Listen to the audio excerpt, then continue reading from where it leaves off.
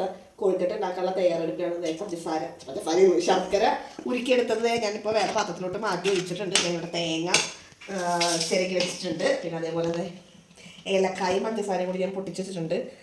ഏലക്കായ നല്ലോണം പൊടിയാൻ വേണ്ടിയിട്ടാണ് പഞ്ചസാര ഉണ്ട് കേട്ടോ. പിന്നെ അതേപോലെ തന്നെ ഇവിടെ പാത്രത്തിൽ അരിപ്പൊടി ഉപ്പും കൂടിയിട്ട് വെച്ചിട്ടുണ്ട്. വെള്ളം ചൂടാക്കാൻ വേണ്ടിയിട്ട്, ചൂടാക്കാനല്ല തിളപ്പിക്കാൻ വേണ്ടിയിട്ട് വെച്ചിട്ട് ഇത് ഞങ്ങളുടെ ഇന്നത്തെ ചിക്കൻ കറിയാണ്.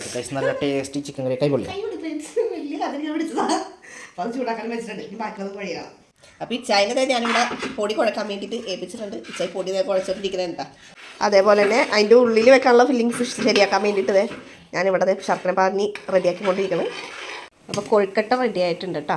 അപ്പോൾ നല്ല ആവി പറന്ന് നല്ല സൂപ്പറായിട്ട് കൊഴുക്കട്ട റെഡി ആയിട്ടുണ്ട്. ഇപ്പോൾ ഞാനിവിടെ പാത്രം എടുത്ത് വെച്ചിട്ടുണ്ട്. നമുക്ക് തൊട്ടപ്പുറത്ത് അയൽവക്കത്ത് കൊടുക്കാനുണ്ട്. അവിടെ ആ ചേച്ചിക്ക് മറ്റേ മരിപ്പ് കാര്യങ്ങളൊക്കെ ചെയ്യുന്ന അവരുടെ റിലേറ്റീവ്സാണ്. അപ്പോൾ അതുകൊണ്ട് ഈസ്റ്റർ ക്രിസ്മസ് ഒന്നും ഉണ്ടായിരുന്നില്ല. അപ്പോൾ നമുക്ക് കൊഴുക്കട്ട ഉള്ളിൽ കൊടുക്കാൻ ചേച്ചി കേട്ടോ. അവിടെ ഉണ്ടാക്കണില്ലെന്ന് എന്നോട് പറഞ്ഞായിരുന്നു. അപ്പോൾ എന്തായാലും ചേച്ചി മാത്രമുള്ളൂ അവിടെ. മോൻ വരുമെന്ന് അറിയില്ല. അപ്പോൾ എന്തായാലും നമുക്ക് അവർക്കുള്ള കൂടി അവർക്ക് കൊടുക്കാം.